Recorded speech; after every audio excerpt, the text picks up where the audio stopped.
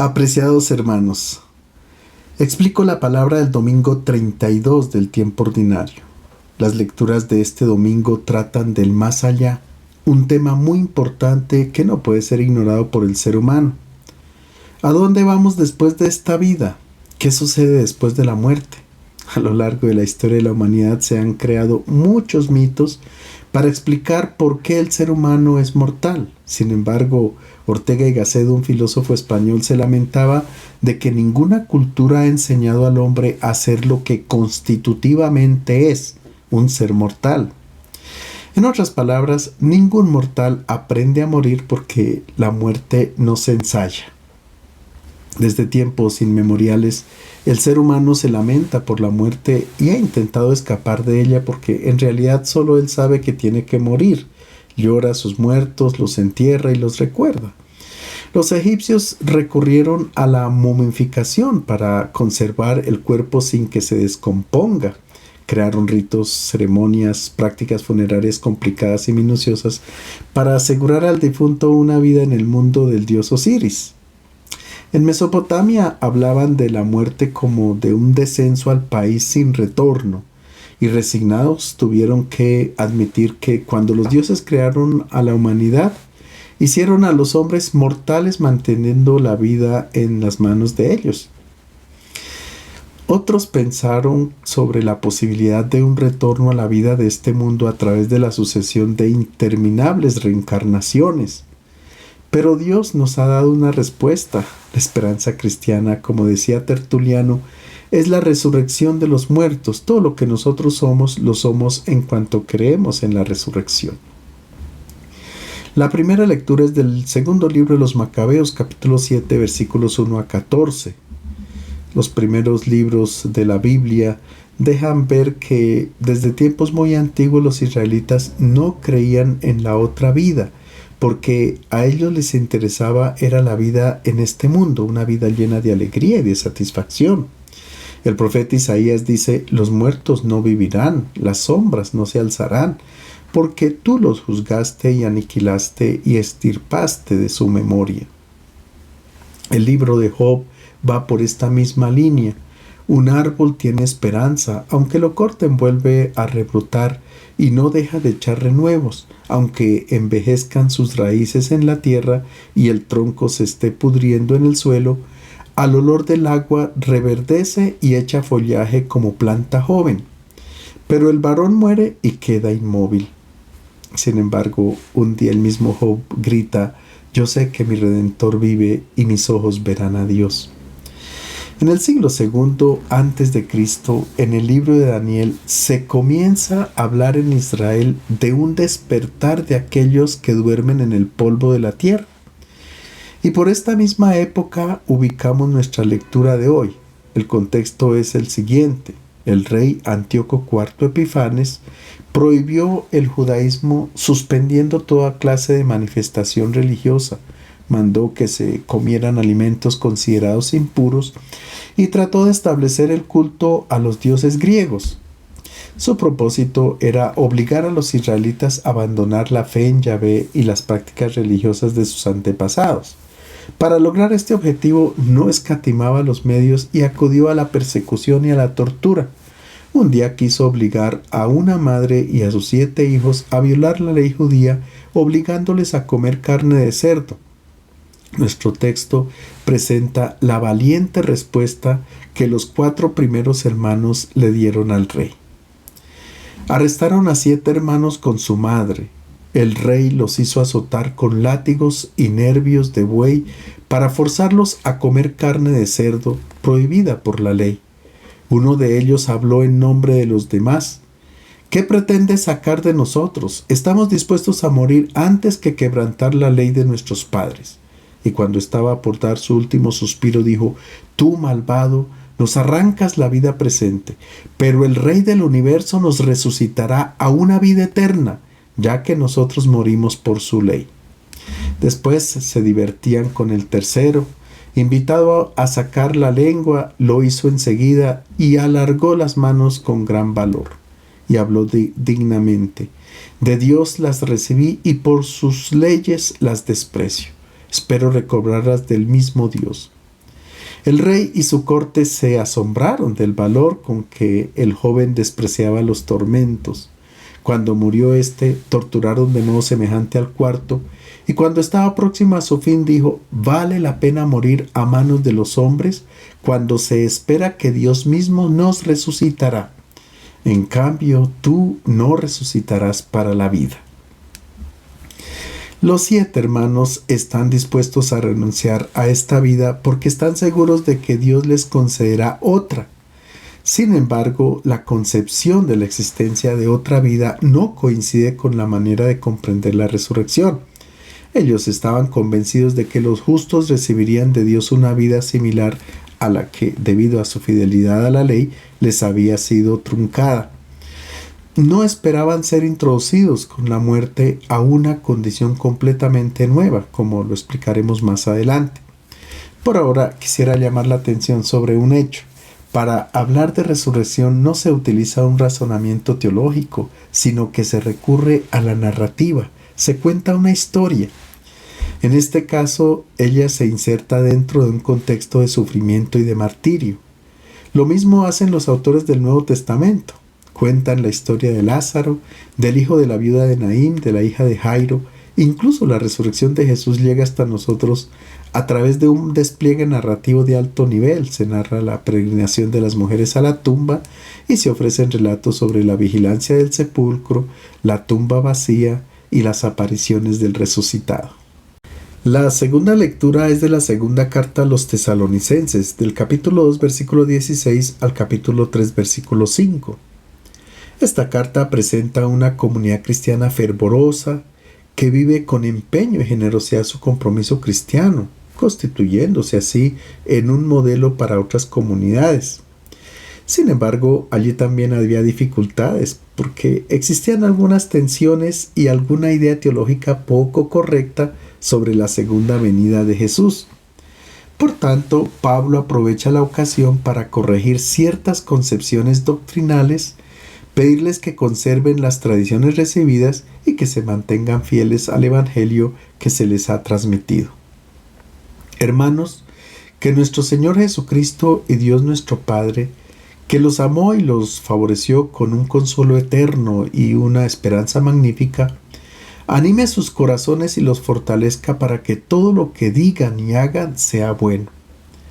Por último, hermanos, oren por nosotros para que la palabra del Señor se difunda y sea recibida con honor, como sucedió entre ustedes, y para que nos veamos libres de gente malvada y perversa, ya que no todos tienen fe.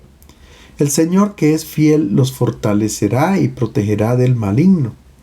Por lo demás, tenemos en el Señor absoluta confianza que ustedes seguirán haciendo lo que les mandamos como ya lo hacen. El Señor los encamine hacia el amor de Dios y les dé la paciencia de Cristo. El texto deja claro que la salvación del hombre es un don de Dios, pero también es indispensable la fidelidad y el esfuerzo humano. Además, es muy importante la oración de unos por otros como forma de unidad y solidaridad en la comunidad cristiana, porque el cristiano no es una persona aislada, sino un miembro de una familia de hermanos, llamados a compartir, a vivir en el amor y en la donación de la vida como miembros del cuerpo de Cristo. Por otra parte, los creyentes que ya recibieron la palabra transformadora y liberadora de Jesús tendrán que pedir ayuda divina para que la propuesta de salvación que Cristo vino a traer y que la Iglesia quede encargada de testimoniar llegue a todos los hombres. Es con la ayuda de Dios que el misionero tiene el valor de testimoniar y de anunciar fielmente el mensaje del Señor, y también de vencer las dificultades, las injusticias, las incomprensiones, las oposiciones y las circunstancias adversas a la proclamación y a la vivencia del Evangelio. El Evangelio es de San Lucas capítulo 20 versículos 27 a 38. Jesús responde a la pregunta sobre la resurrección de los muertos. Es normal que el ser humano se cuestione sobre el sentido de la vida, de dónde venimos y hacia dónde vamos. Después de haber nacido gracias a una relación de amor de nuestros padres que nos ha traído al mundo, después de un camino recorrido hay que dejar la vida. y con cierta tristeza constatamos que todo continúa como si no hubiésemos existido. En los mosaicos romanos que encontramos en las excavaciones se representa el memento mori, una frase latina que significa recuerda que tienes que morir, aprende a morir. Esta era la frase que un sirviente susurraba al oído de un general victorioso cuando entraba triunfante en Roma, con el fin de impedir de que este hombre cayera en la soberbia y pretendiera ser como un dios omnipotente. Por una parte, el memento mori estaba relacionada a la idea de que todo bajo el sol es vanidad o atrapar vientos, como dice Coelet. Y por otra parte, era una invitación a gozar la vida, a divertirse y a disfrutar de toda clase de placeres porque la vida es muy corta y pasa rápido. Si Dios no existiera, la respuesta al interrogante de la muerte sería muy razonable. Simplemente formamos parte de un universo que se mueve de acuerdo con sus propias leyes, crea nuevas vidas y luego se destruye. A veces hace bien y a veces hace mal porque el universo no tiene corazón, sencillamente sigue sus propias leyes. Pero si Dios existe, este sentido del universo es inaceptable, porque Dios sería muy cruel, crea al hombre enamorado de la vida, capaz de entrar en diálogo con él, manifestarle su amor y al final él mismo lo destruye, como afirma el Salmo 89. Tú reduces el hombre a polvo diciendo, retornad hijos de Adán. Los judíos pensaban que cuando alguien moría se iba a ser parte del reino de los muertos, que era llamado de distintos modos, de acuerdo con cada cultura. Los israelitas lo llamaban Sheol, para los griegos el Hades, porque en aquel mundo reinaba el dios Hades y su esposa Perséfone. Y los latinos lo llamaban inferi, es decir, la parte inferior de la tierra. No tiene nada que ver con el infierno. El mundo de los muertos se caracterizaba por ser de tinieblas. Ellos vivían en el polvo y se movían como sombras. Homero en la Odisea dice que cuando Ulises bajó al Hades encontró allí a Aquiles y lo elogia diciendo, tú has sido grande sobre la tierra y ahora gobiernas aquí. Y Aquiles responde, no te burles, Ulises, prefiero ser un campesino o un esclavo en la tierra que dominar entre las sombras. Toda persona que moría iba al reino de los muertos, reyes, plebeyos, señores, esclavos, ricos, pobres, viejos, jóvenes, buenos, malos, y todo aquel que se creía grande como un superhombre se convertía en una sombra igual que todos. No había juicio para nadie, ni premio para los buenos, ni castigo para los malvados. Sin embargo, la muerte del malvado se veía con gusto, todos se ponían contentos.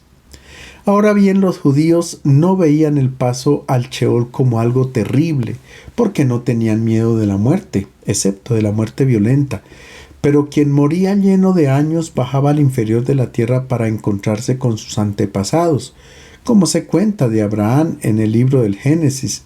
Abraham murió en buena vejez, anciano y lleno de días, y fue reunido a su pueblo.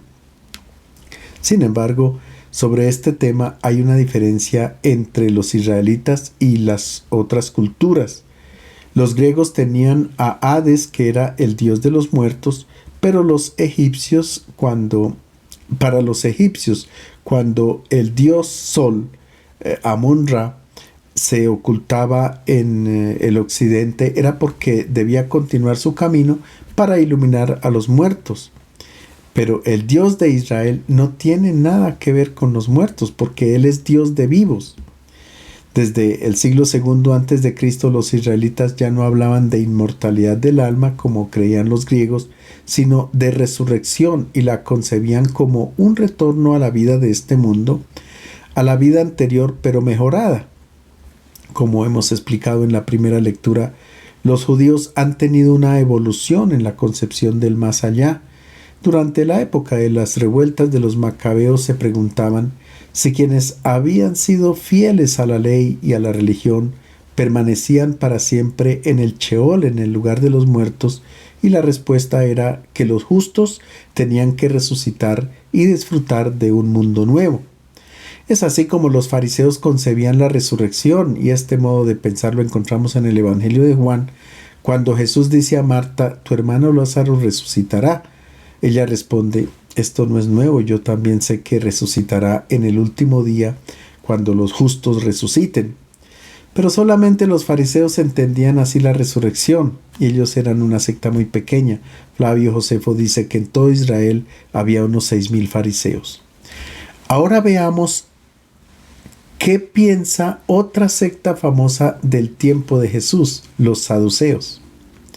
En aquel tiempo se acercaron a Jesús unos saduceos, los que niegan la resurrección, y le preguntaron: Maestro, Moisés nos ordenó que si un hombre casado muere sin hijos, su hermano se case con la viuda para dar descendencia al hermano difunto. Ahora bien, eran 7 hermanos. El primero se casó y murió sin dejar hijos.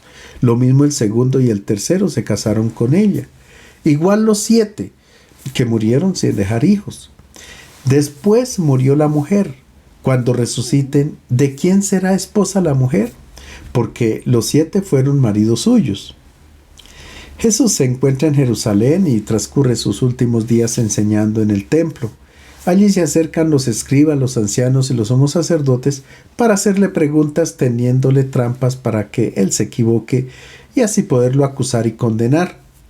De acuerdo con nuestro relato, se acercan los saduceos, y es la única vez que este grupo aparece en el Evangelio de Lucas. A esta secta pertenecían los ricos de la ciudad de Jerusalén, los que colaboraban con el gobierno romano con el objetivo de ganar dinero. También pertenecían al grupo de los saduceos la aristocracia sacerdotal, los sumos sacerdotes, que eran quienes gestionaban el comercio del templo. Por supuesto que ahí estaban también Anás y Caifás, los responsables de la muerte de Jesús. Los saduceos no eran bien vistos. El pueblo prefería más bien a los fariseos porque eran fieles observantes de la ley y de las tradiciones. Ahora bien, en contraposición con los fariseos, los saduceos no creían en la vida después de la muerte, a pesar de que ahí estaban los sumos sacerdotes quienes dirigían el culto en el templo. Y entonces nos preguntamos, ¿para qué servían sus oraciones, las liturgias, los cantos que elevaban al Señor, los holocaustos y los sacrificios? Ciertamente no servían para obtener méritos, para ganarse el paraíso o el más allá, como pensamos nosotros, sino que toda la práctica religiosa se enfocaba para obtener bendiciones del Señor para este mundo. Los sacerdotes eran los intermediarios de estas bendiciones de Dios sobre las personas, los campos, los animales, la salud, etc. Se trataba de una relación comercial con Dios. Las personas ofrecían algo por intermedio de los sacerdotes y Dios respondía con beneficios. Jesús condenó este comercio con Dios y esto le costó la vida. Los grupos religiosos de la época concebían a un Dios que es lo opuesto al que revela Jesús de Nazaret. El Dios de Jesucristo ofrece su amor, su bendición y sus favores sin ninguna condición, tanto para los buenos como para los pecadores. No hay que merecer nada para recibir sus bendiciones porque su amor es totalmente gratuito. Después de la catástrofe nacional del año 70, cuando se destruyó el templo y la ciudad de Jerusalén, los saduceos desaparecen, de ellos no permanece ninguna huella. Ahora bien, ¿por qué ellos no creían en la resurrección o en el más allá? En primer lugar, porque eran ricos, estaban muy bien y con el dinero que tenían no pensaban de ninguna manera en otra vida. Si invocaban a Dios era para estar todavía mejor aquí en este mundo. Otro mundo no les interesaba. En segundo lugar, eran racionalistas, solo creían en aquello que es verificable, en lo que es tangible, en lo que se ve y se toca. El más allá, como no se ve, es intangible, no les interesa. Ellos ponían en ridículo el concepto de resurrección que tenían los fariseos y con justa razón, por la manera como estos la entendían, como un retorno a la vida de este mundo, pero sin enfermedades, hambre, sufrimientos, miserias o desgracias, sino con una vida de gozo ilimitado. Los saduceos decían: no tiene ningún sentido que Dios haga morir a las personas para luego volverlas a traer a este mundo. Además, ellos solo aceptaban los 5 primeros libros de la Biblia, el Pentateuco.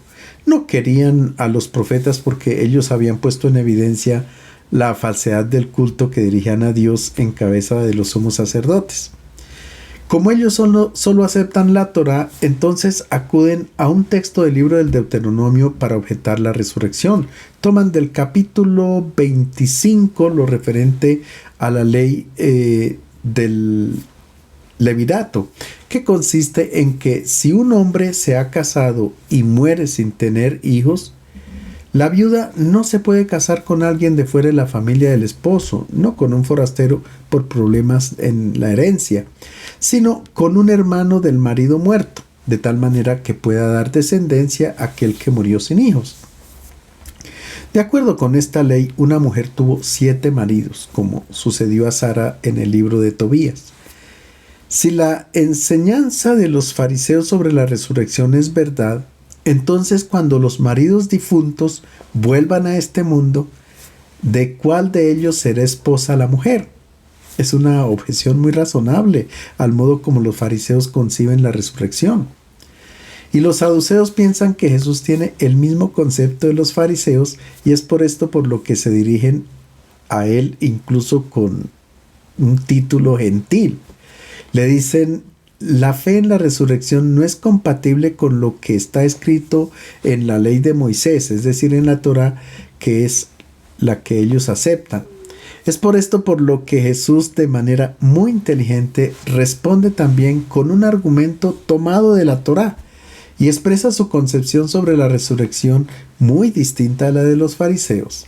La respuesta de Jesús se divide en 2 partes. Escuchemos la primera.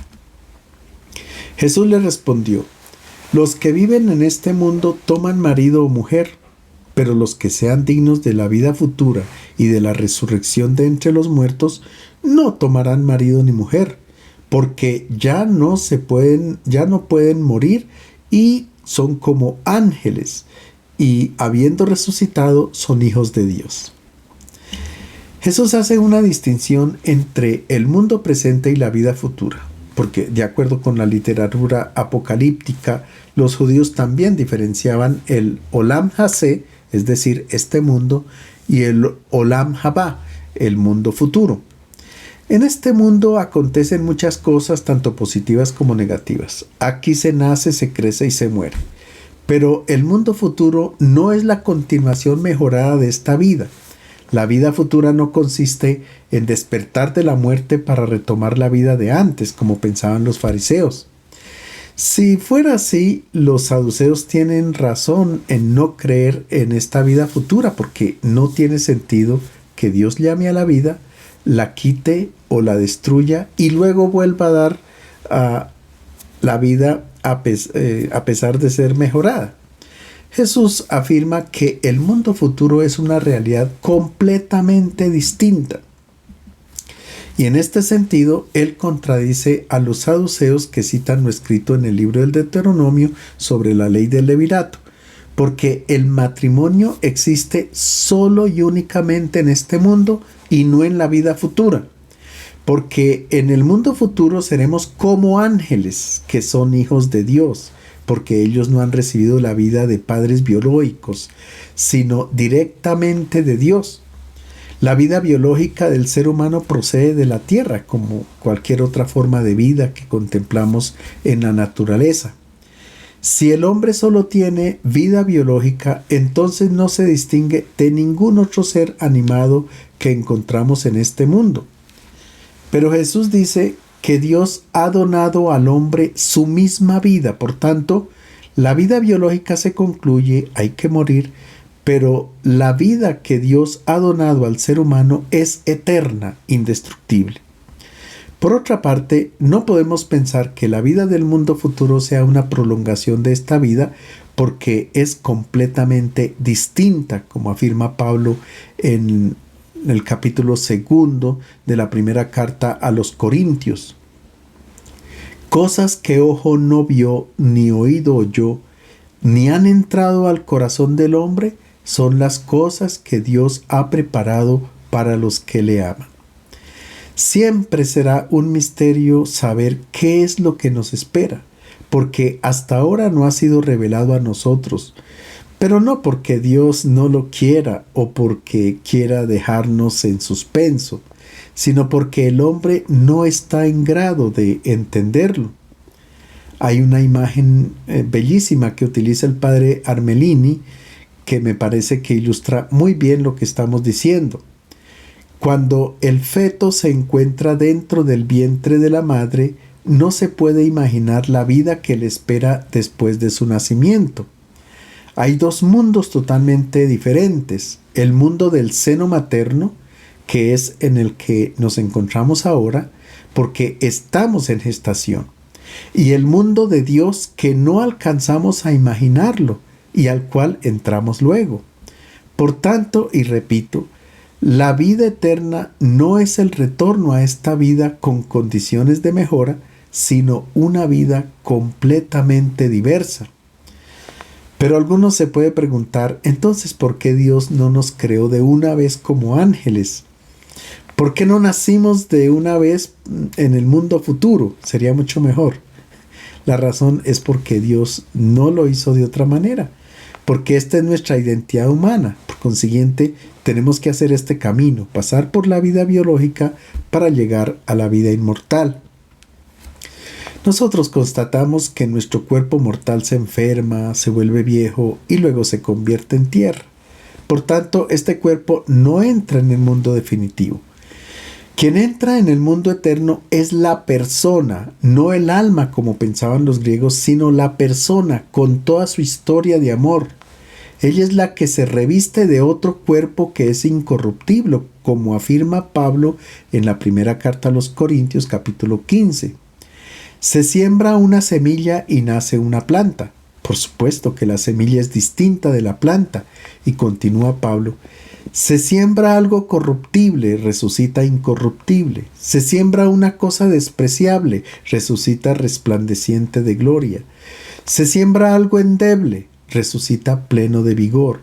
Se siembra, en fin, un cuerpo animal, resucita un cuerpo espiritual. Y ahora escuchemos la segunda parte de la respuesta de Jesús a los saduceos. Y que los muertos resucitan lo indica también Moisés en lo de la zarza, cuando llama al Señor Dios de Abraham y Dios de Isaac y Dios de Jacob. No es Dios de muertos sino de vivos, porque para Él todos viven. Como los saduceos creen únicamente en lo que está escrito en el Pentateuco, entonces Jesús toma su argumento de allí y cita el libro del Éxodo en el capítulo 3, cuando Moisés se encuentra con Dios en el monte Sinaí, en el episodio de la zarza ardiente. Ahora bien, el modo como Dios se presenta a Moisés en el Sinaí es totalmente distinto a cómo se presentaban los dioses paganos en el Medio Oriente antiguo. Ellos se presentaban como divinidades vinculadas a un cierto lugar. Melkart era una divinidad fenicia de la ciudad de Tiro. Hadad era el dios de la tormenta adorado en toda Siria. Amón originariamente era el dios patrono de Tebas y luego del imperio egipcio. Notemos que el Dios de Israel no se presenta como la divinidad de un lugar, no dice yo soy el Dios de Jerusalén, sino el Dios que ha establecido una relación de amor con las personas, con Abraham, con Isaac y con Jacob. Jesús toma del Pentateuco de manera extraordinaria el fundamento de la fe en la resurrección. Dios es el que ha instaurado una relación de amor con las personas, en este caso con los patriarcas, y por ser una relación de amor con ellos no los puede abandonar al poder de la muerte. Si bien es cierto que ellos murieron físicamente, Dios no puede destruir el ligamen de amor que ha establecido con ellos. Por consiguiente, la respuesta al interrogante sobre el destino del hombre no hay que buscarla en nuestro instintivo rechazo a la muerte o en los razonamientos sobre la inmortalidad del alma, que son admirables, sino sobre la relación de amor que ha sido establecida entre Dios y la humanidad. Por tanto, si existe Dios, entonces el hombre es inmortal. Los salmistas sí que entendieron este ligamen de amor entre Dios y el ser humano. En el Salmo 16 el orante exclama: pues no me dejarás en el sepulcro, no abandonarás en la fosa a tu amigo fiel. Y el texto hebreo dice: no puede dejar a tu hasidja, tu amante, tu enamorado, permanezca en la fosa. Los enamorados no pueden prescindir el uno del otro. Y el orante termina diciendo: me mostrarás el camino de la vida, me concederás la alegría de tu presencia y el placer de vivir contigo para siempre. Comprendemos entonces que Dios no resucita a los muertos, sino que da una vida inmortal a los vivientes. En otras palabras, si existe un Dios que ama al hombre, el hombre es inmortal. La muerte no ha vencido. Por esto es por lo que Jesús dice que Dios es Dios de los vivientes. El Dios de Jesús no es el Dios que vuelve a traer a los muertos a la vida anterior, sino que es el Dios que resucita a los vivos, que dona a los vivos su misma vida, y esta vida no puede ser tocada por la muerte biológica. A este don de la vida de Dios al ser humano es lo que nosotros hoy llamamos resurrección. Resucitar significa acoger la misma vida de Dios, es decir, acoger la vida inmortal. Les deseo un feliz domingo.